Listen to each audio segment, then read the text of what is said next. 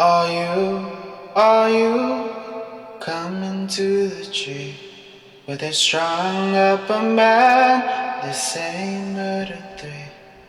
Strange things that happen here. How stranger would it be if we met at midnight in the hanging tree? Coffee. Without it, we would never have had the Industrial Revolution. We'd all be still living in Europe in mud huts. Here in Laredo, we have the Organic Man Coffee Trike. 4501 McPherson, the best coffee on the planet. If you can't get to Laredo, you can order from the Organic Man Coffee Trike.shop.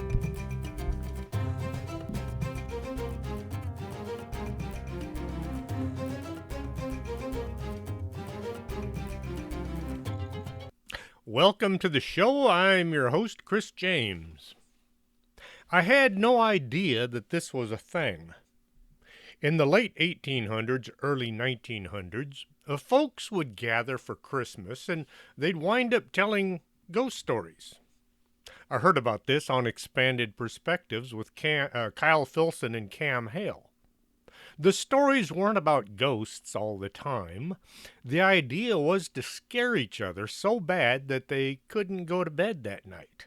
They'd stay up all night listening to things that went bump in the night. So, I am going to see if I can't further this tradition. Maybe we'll get something started here. This next stories are from back in the Victorian era. They talked kind of funny back then. I'll try to not get too messed up with their wording. I did make a few changes because some of the expressions, they're just too hard to understand. I had to look some of these things up just to know what they meant. So I had to edit their stories just a bit. Someone once said, "Be careful what you wish for, you might receive it." The Monkey's Paw by W. W. Jacobs. Part 1. Without, the night was cold and wet, but in the small parlor of Labradum Villa the blinds were drawn and the fire burned brightly. Father and son were playing chess. The former, who possessed ideas about the game involving radical chances, putting his king in such sharp and unnecessary peril that even provoked comment from the white-haired old lady knitting by the fire. "Listen to the wind," said Mr. White, who, having seen a fatal mistake after it was too late, was amply desirous of preventing his son from seeing it. "I'm listening," said the latter, grimly surveying the board as he stretched out his hand. "Check." "I should hardly think that he's coming tonight," said his father, with a hand poised over the board. "Mate," said the son. "That's the worst of living so far out," said Mr. White. "Of all the beastly, slushy, out-of-the-way places to live, this is the worst. The path's a swamp, and the road is a river. I don't know what people are thinking about. I suppose because only 2 houses on the road are rented, they think it doesn't matter." "Never mind, dear," said his wife soothingly. "Perhaps you'll win the next one." Mr. White looked up sharply, just in time to intercept a knowing glance between mother and son. The words died away on his lips, and he hid a guilty grin behind his thin gray beard. "There he is," said Herbert White, as the gate banged loudly and heavy footsteps came towards the house. The old man rose with hospitable haste and opened the door. Was heard speaking softly with the new arrival. The new arrival also spoke in hushed tones, so that Mrs. White said, "Dear Lord," and coughed gently, and her husband entered the room, followed by a tall, burly man with beady eyes and a red face. "Sergeant Major Morris," he said, introducing him. The sergeant major shook hands all around and, taking the offered seat by the fire, watched contentedly as his host got whiskey and tumblers and stood a small copper kettle on the fire. After the third glass, his eyes grew bright, and he began to talk. The little family circled The little family's circle, regarding with eager interest this visitor from distant parts as he squared his broad shoulders in the chair and spoke of wild scenes and courageous deeds of war and plagues and strange people. 21 years of it, said Mr. White, nodding at his wife and son. When he went away, he was a mere slip of a youth. Now look at him. He doesn't look to have taken much harm, said Mrs. White politely.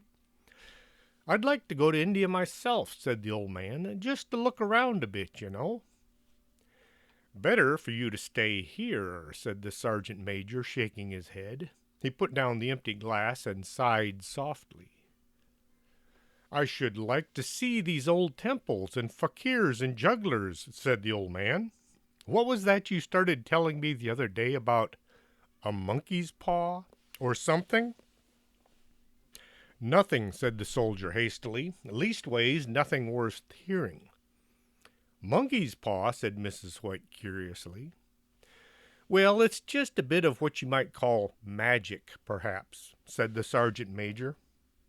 His three listeners leaned forward eagerly. The visitor absent-mindedly put his empty glass to his lips, and then he set it down again. His host filled it. To look at, said the sergeant major, fumbling in his pocket, it's just an ordinary little paw, dried like a mummy. He took something out of his pocket and proffered it. Mrs. White drew back with a grimace, but her son took it, examining it curiously. And what is there special about it? Inquired Mr. White as he took it from his son and, having examined it, placed it on the table. It had a spell put on it by an old fakir, said Sergeant Major. A very holy man. He wanted to show that fate ruled people's lives and that those who interfered with it did so at their own sorrow. He put a spell on it so that 3 separate men could each have 3 wishes from it. His manners were so impressive that his listeners were conscious of their light laughter and jarred him somewhat. Well, why haven't you had 3, sir? Said Herbert White. The soldier regarded him the way a middle-aged man is wont to regard a presumptuous youth. I have, he said quietly, and his blotched face whitened. And did you really have the 3 wishes granted? Said Mrs. White.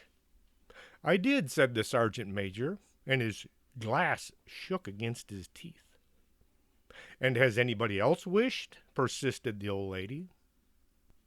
The first man had his 3 wishes. Yes. I don't know what his first 2 were, but the third was for death. That's how I got the paw. His tones were grave. They were so grave that a hush fell upon the group. If you've had your 3 wishes, it's no good to you now, then, said the old man at last. Why do you keep it? The soldier shook his head. Fancy, I suppose. I did have some idea of selling it, but I don't think I will. It had caused me enough mischief already. Besides, people won't buy it.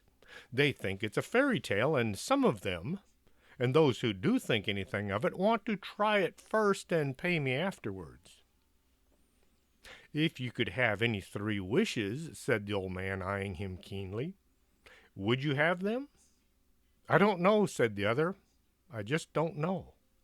He took the paw and dangled it between his forefinger and thumb. Suddenly he threw it upon the fire. White, with a slight cry, stooped down and snatched it off. Better to let it burn, said the soldier solemnly. If you don't want it, said Morris, give it to me. I won't, said his friend doggedly. I threw it on the fire. If you keep it, don't blame me for what happens. Pitch it on the fire, like a sensible man." The other shook his head and examined his possession closely. "How do you do it?" he requested. "Hold it up in your right hand and wish out loud," said the sergeant major. "But I warn you of the consequences." "Sounds like the Arabian Nights," said Mrs. White as she rose and began to set the table. "Do you think you might wish for 4 pairs of hands for me?" Her husband drew the talisman from his pocket, and all 3 burst into laughter as the sergeant major looked on with alarm on his face. "If you must wish," he said gruffly, "wish for something sensible." Mr. White dropped it back into his pocket and placed the chairs around the table, motioning for his friend to come over and sit. In the course of dinner the talisman was partly forgotten, and afterwards the 3 sat listening to an enthralling story that the soldier told about his adventures in India. "If the tale about the monkey's paw is no more truthful than those stories he has been telling us," said Herbert after the door had closed behind their guest, "we shan't make much of it." "Did you give anything for it?" inquired Mrs. White, regarding her husband closely. "A mere trifle," said he, coloring slightly. "He didn't want it, but I made him take it, and he pressed me again to throw the thing away." "Likely," said Herbert with pretended horror. "Why, we're going to be rich, and famous, and happy. I wish to be an emperor, father, to begin with, and then you can't be henpecked." Mrs. White gave him a nasty look. Mr. White took the paw from his pocket and eyed it dubiously. "I don't know what to wish for, and that's a fact," he said slowly. "It seems to me I've kind of got all that I want." "If you paid off the house, you'd be quite happy, wouldn't you?" said Herbert with his hand on his father's shoulder. "Wish for £200, and then that'll just do it." His father smiled shamefacedly at his own credulity, held up the talisman as his son, with a solemn face, somewhat marred by a wink to his mother, sat down and struck a few impressive chords. "I wish for £200, said the old man distinctly. A crash from the piano greeted his words, interrupted by a shuddering cry from the old man. His wife and son ran towards him. "It moved," he cried, with a glance of disgust at the object as it was laying on the floor. "As I wished. It twisted in my hand like a snake." "Well, I don't see any money," said his son, and he picked up the paw and placed it on the table. "I bet I never will." "It must have been your imagination," said his wife, regarding him anxiously. He shook his head. "Never mind, though, there's no harm done, but it gave me a shock all the same." They sat by the fire again while the two men finished their pipes. Outside, the wind was louder than ever, and the old man started nervously at the sound of the door banging upstairs. A silence, unusual and depressing, settled on the three, which lasted until the old couple rose to retire for the night. "I expect you'll find the cash tied up in a big bag in the middle of your bed," said Herbert as he said good night and headed off to his room. "Something horrible will be squatting on top of your wardrobe, watching you as you pocket your ill-gotten gains." He sat alone in the darkness, gazing at the dying fire and seeing faces in it. The last was so horrible and so simian that he gazed at it in amazement. It got so vivid that, with a little uneasy laughter, he felt on the table for a glass containing a little water to throw over it. His hand grasped the monkey's paw, and with a little shiver he wiped his hand on his coat and went to bed. Part 2. In the brightness of the wintry suns next morning, as it streamed over the breakfast table, They laughed at their fears. There was an air of simple wholesomeness about the room which it had lacked on the previous night, and the dirty, shriveled little paw was pitched on the sideboard with a carelessness which betokened no great belief in its virtues. "I suppose old soldiers are the same," said Mrs. White. "The idea of our listening to such nonsense!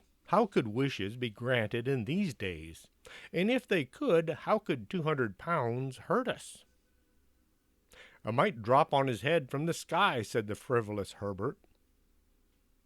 "Morris said that things happened naturally," said the father, "that you might, if you so wished, attribute it to coincidence." "Well, don't break into the money before I come back," said Herbert as he rose from the table. "I'm afraid it'll turn you into a mean, avaricious man, and we'll have to disown you." His mother laughed and followed him to the door, watching him as he walked down the road, and returned to the breakfast table. All of which did not prevent her from scurrying to the door at the postman's knock, nor prevent her from referring somewhat shortly to retired sergeant major of drunken habits when she found that the postman had brought a tailor's bill. "Herbert will have some more of his funny remarks, I expect, when he comes home," she said as she sat down for dinner. "I dare say," said Mr. White, pouring himself some more beer. "But, for all of that, the thing moved in my hand. That I swear to." "You thought it did," said the old lady. "I say it did," replied the other. "There was no thought about it. I had just— What's the matter?" His wife made no reply. She watched a mysterious movement of a man outside who, appearing in an undecided fashion at the house, appeared to be trying to make up his mind whether to enter or not. In mental connection with the £200, she noticed the stranger was well dressed and he wore a silk hat. 3 times he paused at the gate and then walked on. The 4th time he stood with his hand on the gate, then, with sudden resolution, flung it open and walked up the path. Miss White, at the same moment, placed her hand behind her and hurriedly unfastened the strings of her apron, put that article of apparel beneath the cushion of her chair. She brought the stranger, who seemed ill at ease, into the room. He gazed at her furtively and listened in a preoccupied fashion as the old lady apologized for the appearance of the room and her husband's coat, a garment which he usually reserved for the garden. She then waited as patiently as she could for him to broach his business, but he was at first very silent. "I was asked to call," he said at last, and stooped and picked a piece of cotton from his trousers. "I come from Maw and Miggins." The old lady started. "Is anything the matter?" she asked breathlessly. "Has anything happened to Herbert? What is it?" Her husband interposed. There, mother," he said hastily. "Sit down and don't jump to conclusions. You've not brought bad news, I'm sure?" He eyed the other wistfully. "I'm sorry," began the visitor. "Is he hurt?" demanded the mother wildly. The visitor bowed in assent. "Badly hurt," he said, "but he's not in any pain now." "Oh, thank God," said the old lady, clasping her hands. She broke off as the sinister meaning of the assurance dawned on her, and she saw the awful confirmation of her fears in the other's eyes. She caught her breath and turned to her slow-witted husband, laid her trembling hand on his. There was a long silence. "He was caught in the machinery," said the visitor at length in a low voice. "Caught in the machinery?" repeated Mr. White in a dazed fashion. He sat staring out the window, taking his wife's hand between his own, pressed it as he had back in their courting days nearly 40 years before. "He was the only son we had." The other man coughed and, rising, walked slowly to the window. The firm wishes me to convey their sincere sympathy with you in your great loss, he said without looking around. I beg that you will understand I am only their servant and merely obeying orders. There was no reply. The old woman's face was white and her eyes staring, as her breath was inaudible. On the husband's face was a look such as his friend, the sergeant major, may have carried into his first action. I was to say that Ma and Miggins declaim all responsibility, continued the other. They admit no liability at all, but in consideration of your son's services, they wish to present you with a certain sum as compensation. Mr. White dropped his wife's hand and, rising to his feet, gazed with a look of horror at his visitor. His dry lips shaped the words, "How much?" £200, said the visitor. Unconscious of his wife's shriek, the old man smiled faintly, put out his hand like a sightless man, and dropped the senseless heap to the floor. Part 3. In the huge new cemetery some 2 miles distant, the old couple buried their dead, and came back to the house steeped in shadows and silence.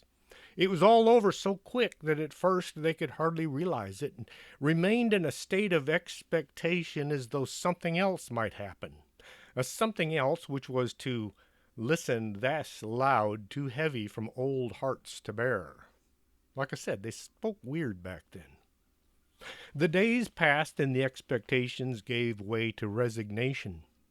The hopeless resignation of the old, sometimes called apathy, and sometimes they hardly exchanged a word, for now they had nothing to talk about, and their days were long to the point of weariness.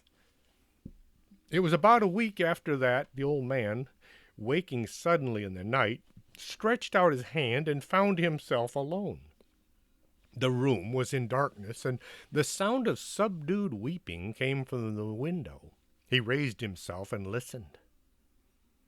"Come back," he said tenderly. "You'll get cold." "It is cold for our son," said the old woman. The sound of her sobs died away in his ears. The bed was warm and his eyes heavy with sleep. He dozed fitfully and then slept until a sudden wild cry from his wife woke him with a start. "The paw!" she cried wildly. "The monkey's paw!" He stared up in alarm. "Where? Where is it? What's the matter?" She came stumbling across the room towards him. "I want it," she said quietly. "You've not destroyed it, I hope?" "It's in the parlor on the bracket," he replied. She cried and laughed at the same time, and bending over, kissed his cheek. "I only just thought of it," she said hysterically. "Why didn't I think of it before?" "Think of what?" he asked. "The other 2 wishes," she replied rapidly. "We've only had the one."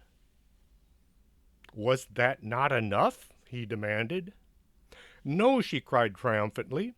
"We'll have one more. Go down and get it quickly and wish our boy was alive again."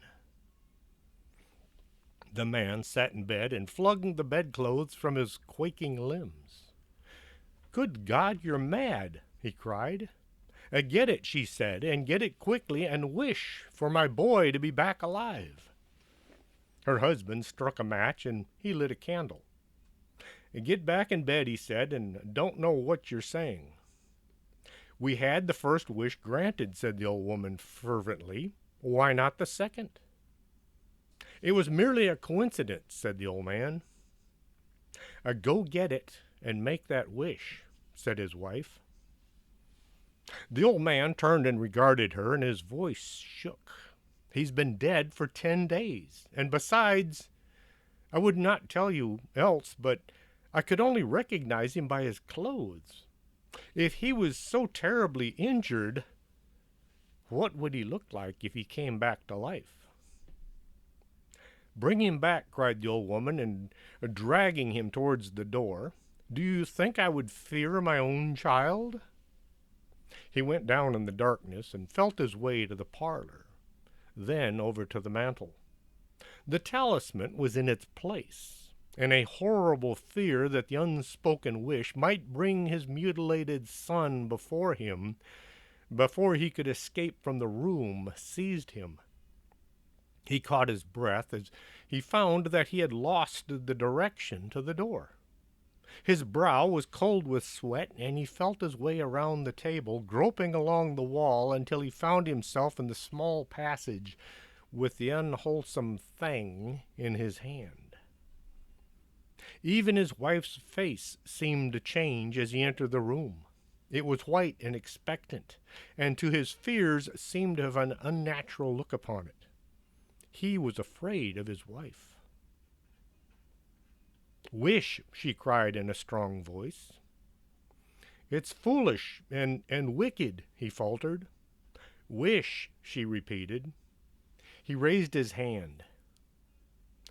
"I wish my son was alive again." The talisman fell to the floor, and he regarded it fearfully. Then he sank trembling to a chair as the old woman with burning eyes walked to the window and raised the blinds. He sat until he was chilled with the cold, glancing occasionally at the figure of the old woman peering through the window.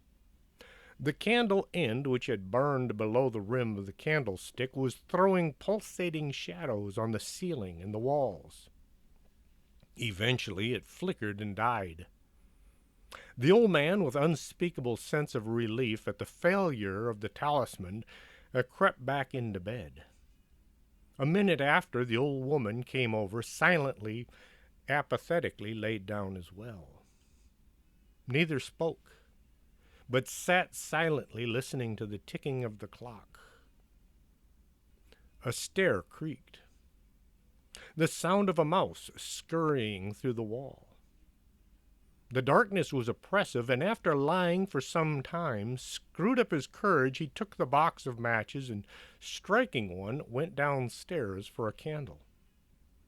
At the foot of the stairs, the match went out. He paused before striking another, and at the same moment a knock came from the door. The match fell from his hand and spilled in the passage. He stood motionless, his breath suspended, until the knock was repeated. The old man fled swiftly back to his room. Closing the door behind him, a third knock sounded from the front door. "What's that?" cried the old woman, starting up. "A rat," said the old man in shaking tones. "It's just a rat." His wife sat up in bed, listening. A loud knock resounded through the house. "It's Herbert." She ran to the door, but her husband was before her, and catching her by the arm, held her tight. "What are you going to do?" he asked hoarsely. "It's my boy, it's Herbert," she cried, struggling maniacally. "I forgot it was 2 miles away. Why are you holding me? Let me go. I must open the door." "For God's sake, don't let it in," cried the old man, trembling. "You're afraid of your own son?" she cried. "Let me go. I'm coming, Herbert, I'm coming." There was another knock, followed by another. The old woman, with a sudden wrench, broke free and ran from the room. Her husband followed to the landing and, calling after her, appealing as she hurried downstairs. He heard the chain rattling and the bolt drawn slowly and stiffly from the socket. Then the old woman's voice straining and panting. "The bolt," she cried loudly. "Come down. I can't reach it." Her husband was on his hands and knees, groping wildly on the floor in search of the paw. If only he could find it before the thing outside got in. A perfect fusillade of knocking reverberated through the house, and he heard the scraping of a chair as his wife put it down in the passage against the door. He heard the creaking of the bolt as it was coming slowly back, and at the same moment he found the monkey's paw and frantically breathed his third and last wish. The knocking ceased suddenly. although the echoes of it were still in the house. He heard the chair drawn back and the door open. A cold wind rushed in up the stairs, and a long, loud wail of disappointment and misery from his wife gave him the courage to run down to her side. And then the gate beyond.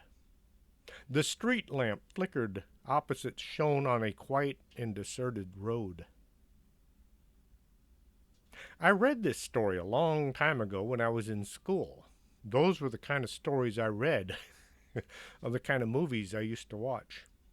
I saw several versions of this story on TV, things like Tales from the Crypt and the Alfred Hitchcock Hour, back when TV was a lot neater to watch.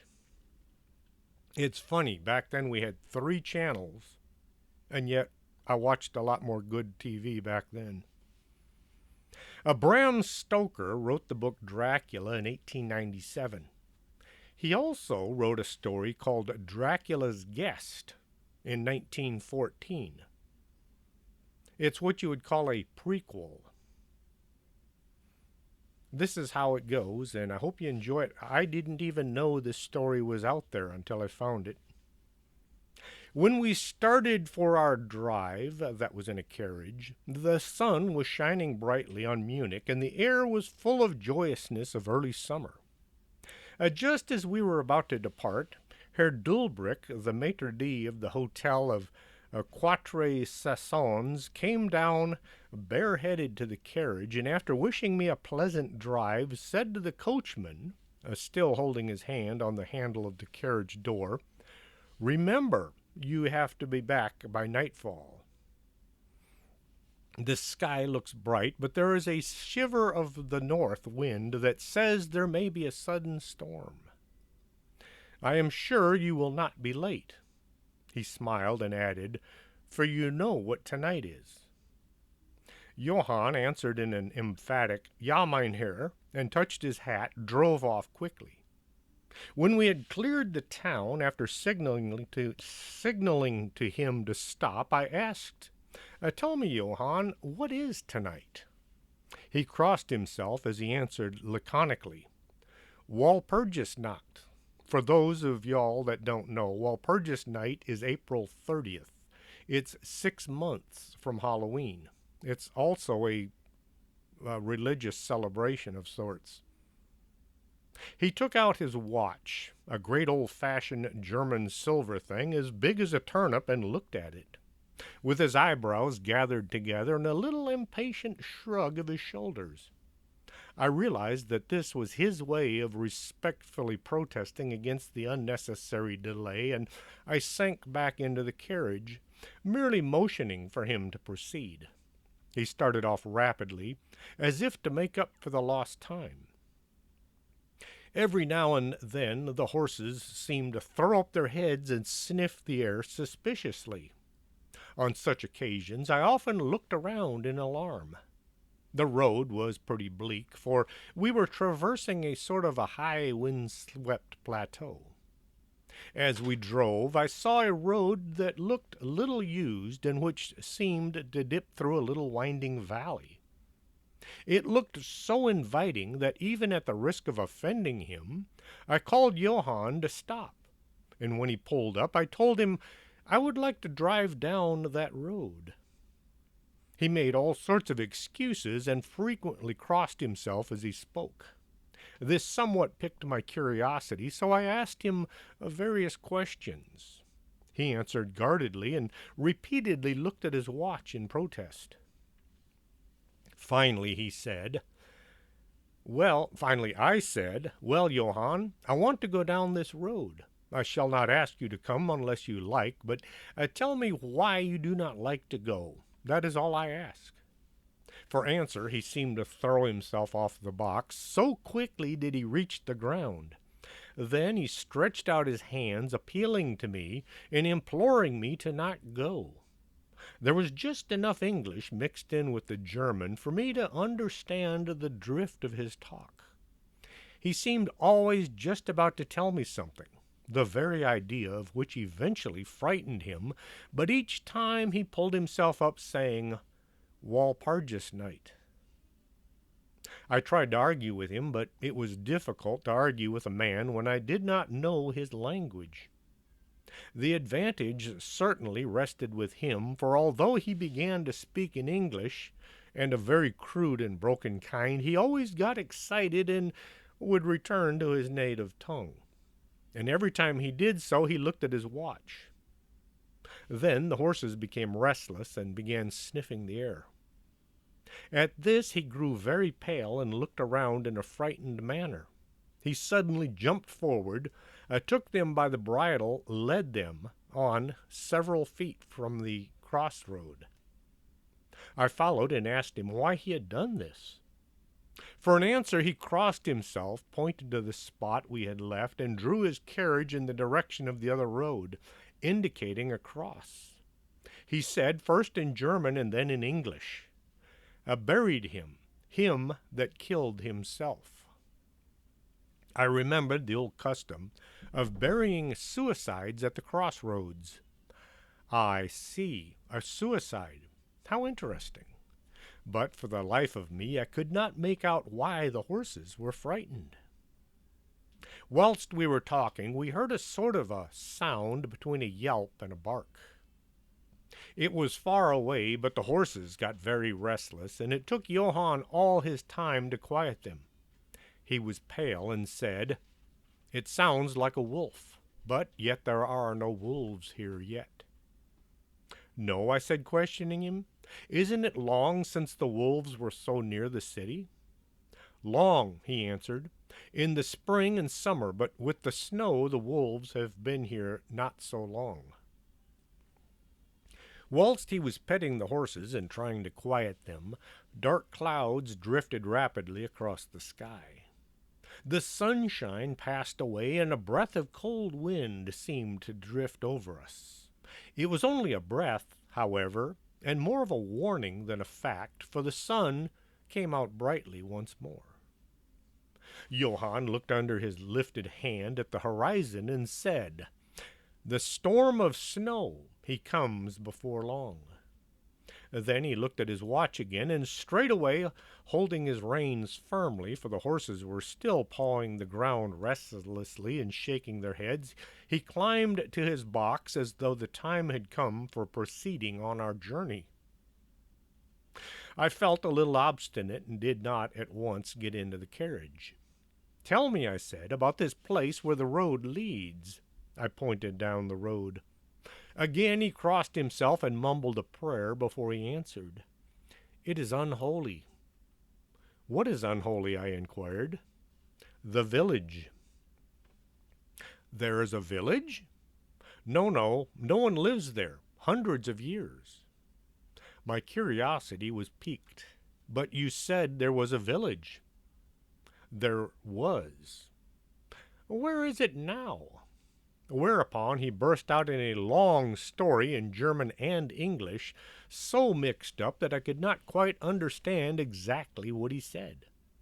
Roughly I gathered that long ago, hundreds of years, men had died there and been buried in their graves, but sounds were heard under the clay.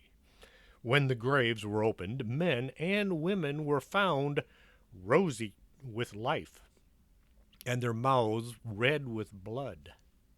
So, in haste to save their lives and their souls, and here he crossed himself, those who were left fled away to other places where the living lived and the dead stayed dead, and not something else. He was eventually afraid to speak the last word. As he proceeded with his narration, he grew more and more excited. It seemed as if his imagination had got a hold of him, and he ended in a perfect paroxysm of fear, white-faced, perspiring, trembling, and looking around him as if expecting that some dreadful presence would manifest itself there in the bright sunshine of the open plain.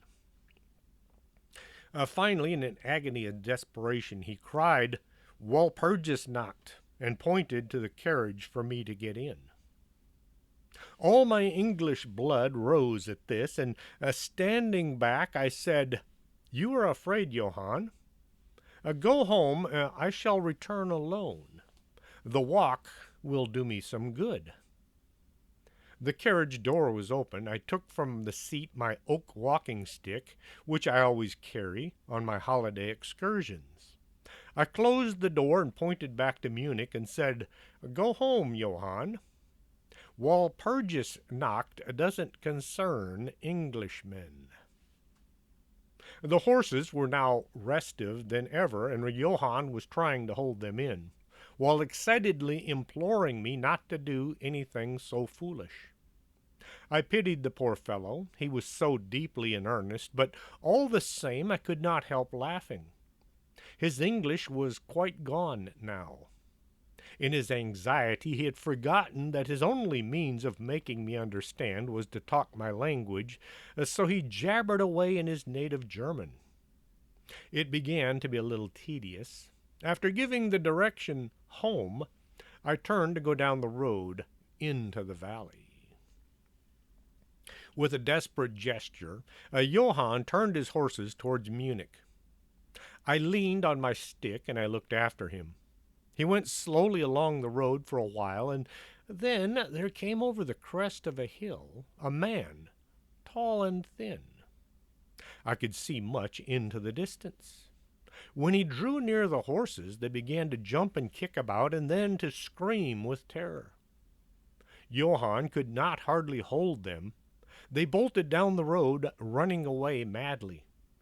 I watched them out of sight, and then looked for the stranger, but I found he too had gone. With a light heart, I turned down the road, and through the deepening valley I followed the road that Johann had objected to. There was not the slightest reason that I could see for his objection, and I dare say I tramped for a couple of hours without thinking of time or distance, and certainly without seeing a person or a house. So far as the place was concerned, I was desolation itself. But I did not notice this particularly until, on the turning a bend in the road, I came across a scattered fringe of wood.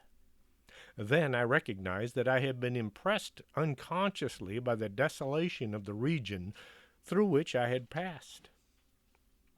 I sat down to rest, and I began to look around.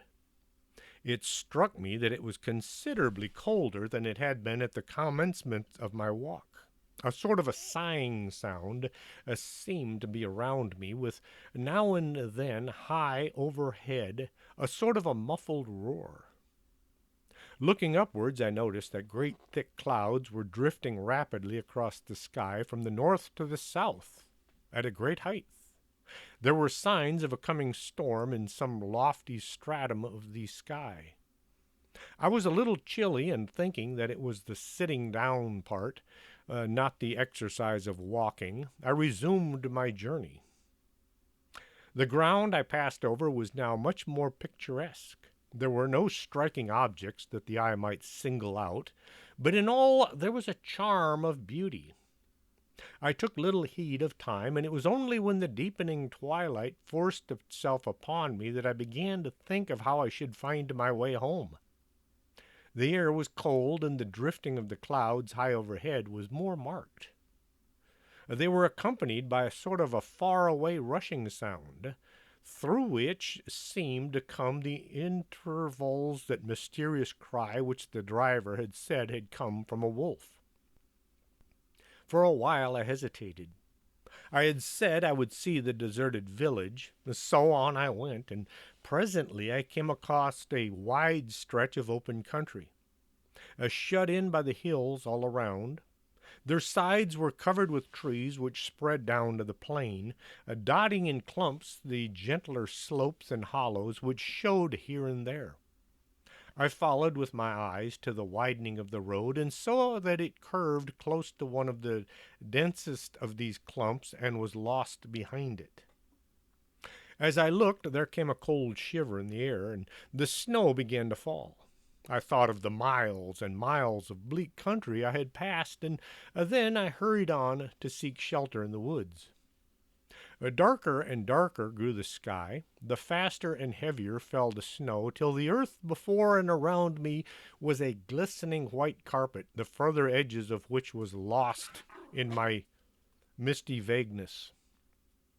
The road was here but crude, and when on the level its boundaries were not so marked as when it passed through the cuttings, and in the little while I found that I must have strayed from it, for I missed underfoot the hard surface, and my feet sank deeper into the grass and moss. Then the wind grew stronger and blew with ever increasing force, till I was fain to run before it. The air became icy cold, and in spite of my exercise I began to suffer. The snow was now falling so thickly and whirling around me in such rapid eddies that I could hardly keep my eyes open. Every now and then the heavens were torn asunder by vivid lightning, and in flashes I could see ahead of me a great mass of trees, chiefly yew and cypress, all heavily coated with snow. I was soon amongst the shelter of the trees, and there, in comparative silence, I could hear the rush of the wind high overhead. Presently the blackness of the storm had become merged in the darkness of the night. By and by the storm seemed to pass away. It now only came in fierce puffs or blasts. At such moments the weird sound of the wolf appeared to be echoing by many similar sounds around me. Now and again, through the black mass of drifting cloud, came the strangle ray of moonlight, which lit up the expanse and showed me that I was at the edge of a dense mass of cypress and yew trees. As the snow had ceased to fall, I walked out from the shelter and began to investigate more closely. It appeared to me that amongst so many old foundations as I had passed, there might be still standing a house in which in the ruins, I could find some sort of shelter for a while. As I skirted the edge of a small bunch of trees, I found that a low wall encircled it, and following this, presently found an opening. Here the cypress formed an alley leading up to a square mass of some kind of a building. Just as I caught sight of this, however, the drifting clouds obscured the moon, and I passed up the path in darkness. The wind must have grown colder, for I felt myself shiver as I walked. But there was hope of shelter, and I groped my way on blindly. I stopped, for there was a sudden stillness. The storm had passed, and perhaps in sympathy with nature's silence, my heart seemed to cease to beat. But this was only momentarily, for suddenly the moonlight broke through the clouds, showing me that I was in a graveyard, and that the square object before me was a great massive tomb of marble, as white as the snow that lay on and around it. With the moonlight there came a fierce sigh of the storm, which appeared to resume its course with a long, low howl, as of many dogs or wolves. I was awed and shocked, and I felt the cold perceptibly grow upon me till it seemed to grip me by the heart. Then, while the flood of moonlight still fell on the marble tomb, the storm gave further evidence of renewing, as though it were returning on its track. Impelled by some sort of fascination, I approached the crypt to see what it was and why such a thing stood alone in such a place. I walked around it and read over the door in German, Countess de Longen of Gratz, in Styria, sought and found death, 1801. Styria is a state in the southern part of Austria. On top of the tomb, seemingly driven through the solid marble, for the structure was composed of a few vast blocks of stone, was a great iron spike or a stake. Going to the back, I saw graven in great Russian letters, "The dead travel fast." There was something so weird and uncanny about the whole thing that it gave me a turn. It made me feel quite faint. I began to wish for the first time that I had taken Johann's advice. Here a thought struck me, which came under almost mysterious circumstances and with a terrible shock. This was Walpurgis Night.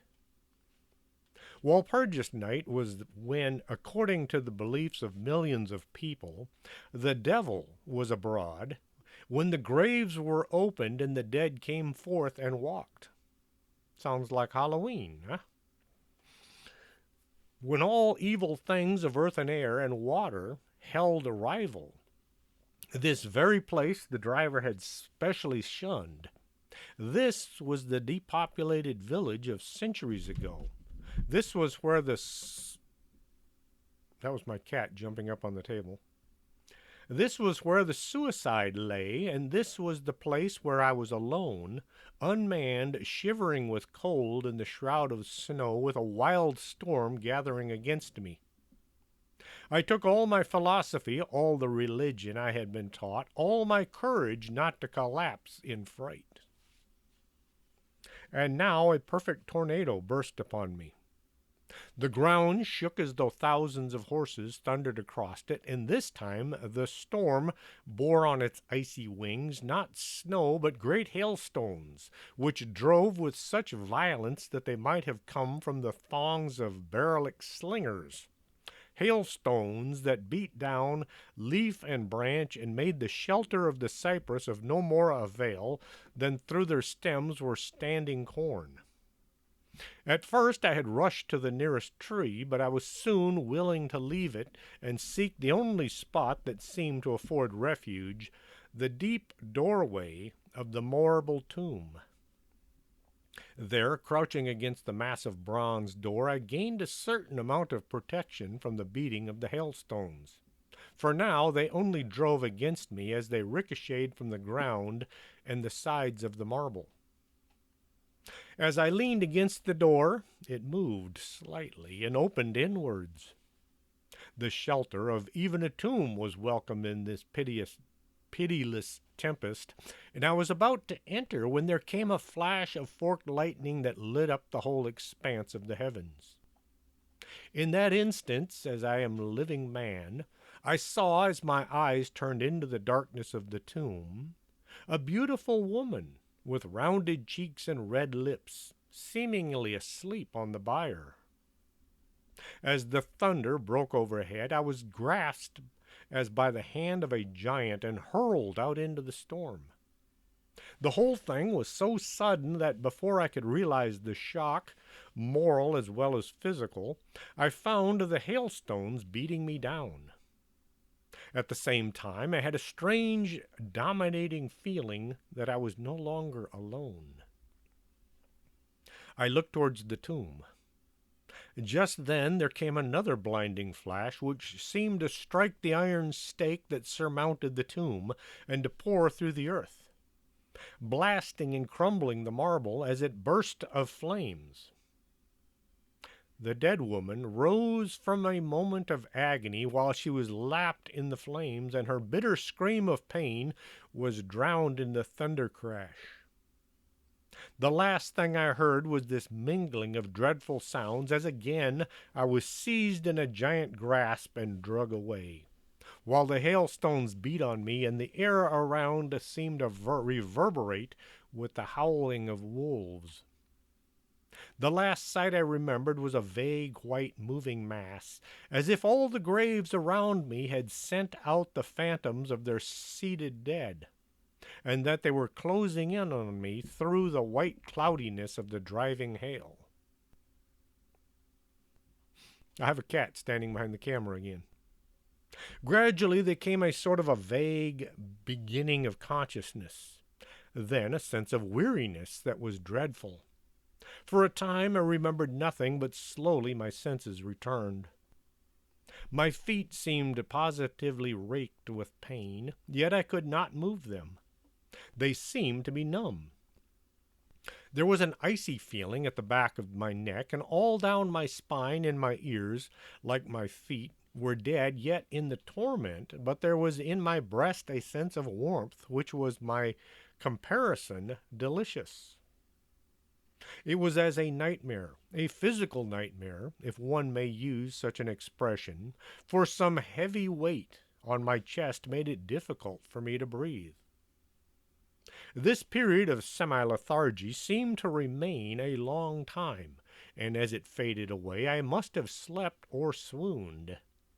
Then came a sort of loathing, like the first stages of seasickness, and a wild desire to be free of something, I knew not what.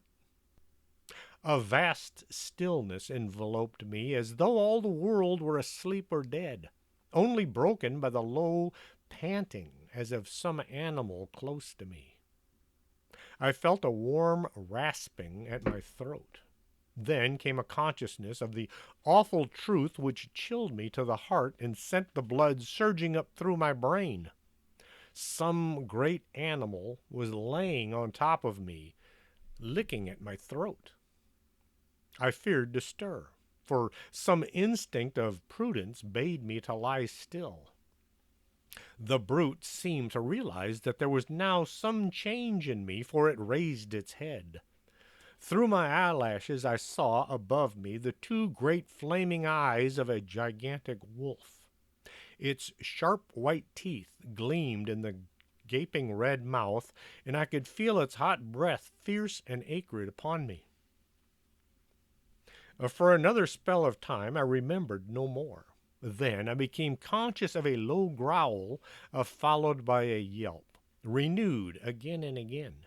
Then, seemingly very far away, I heard a "Hello! Hello!" as if many voices calling in unison. Cautiously I raised my head, and I looked in the direction whence the sound had come. But the cemetery blocked my view. The wolf still continued to yelp in a strange way, and a red glare began to move round the grove of cypress, as though following the sound.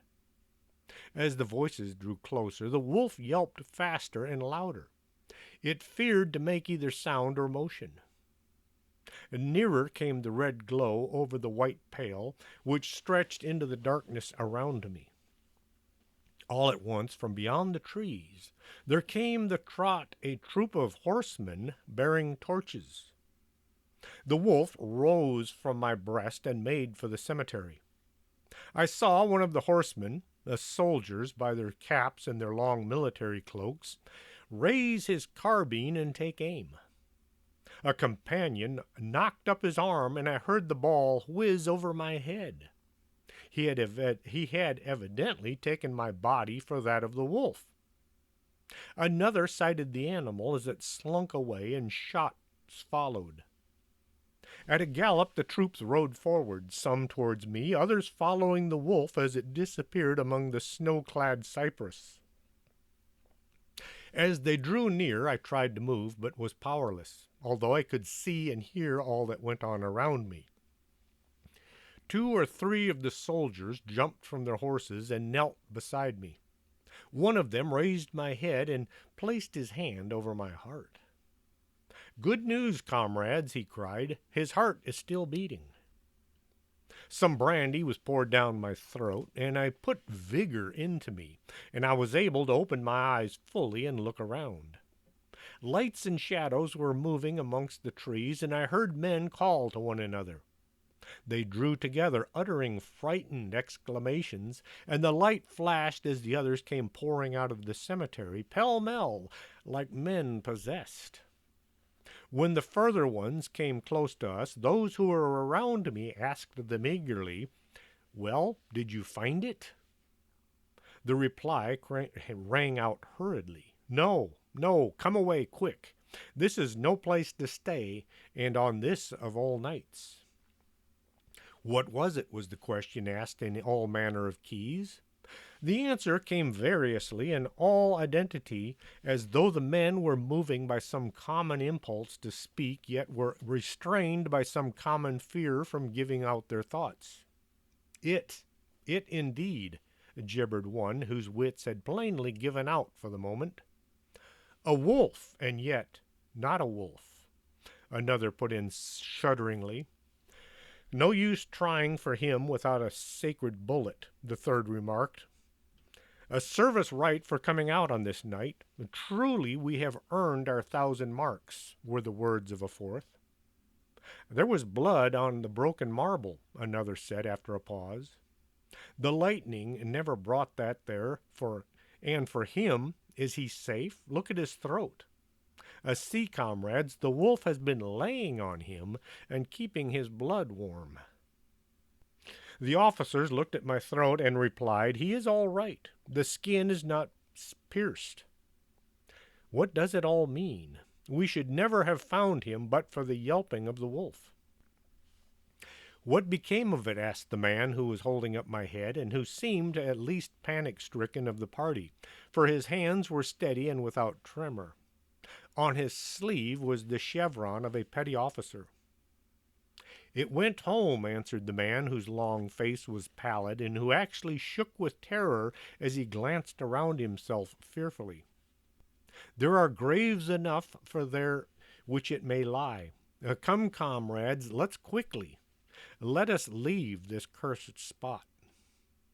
The officer raised me to a sitting position as he uttered a word of command, and then several men placed me upon a horse.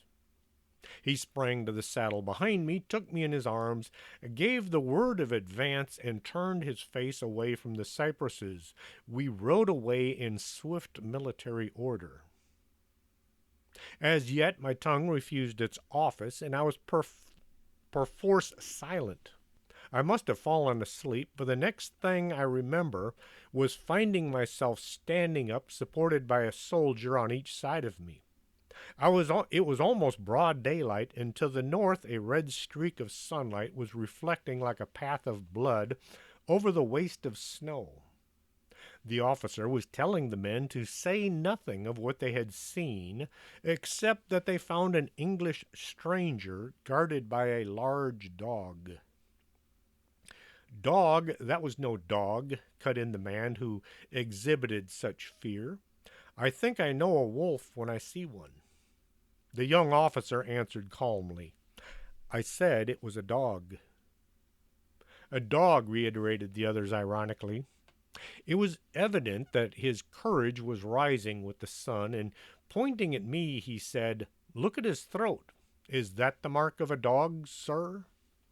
Instinctively I raised my hand to my throat, and as I touched it I cried out in pain.